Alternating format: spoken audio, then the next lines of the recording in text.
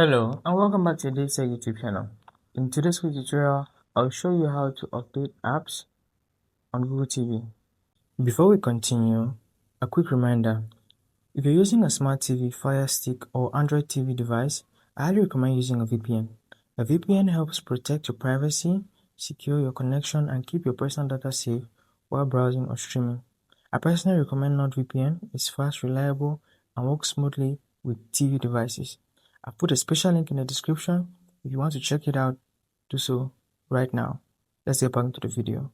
Now, what you want to do is move over to Settings, top bar, top right, and click on Quick Settings. Then you click on All Settings and navigate down to Apps.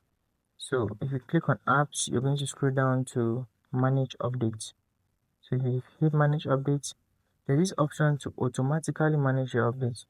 So if you click on Auto Update Apps, when you're connected to a good network, it's going to automatically update apps. Alternatively, you could click on this second option to see updates available. This will redirect you to manage apps and games.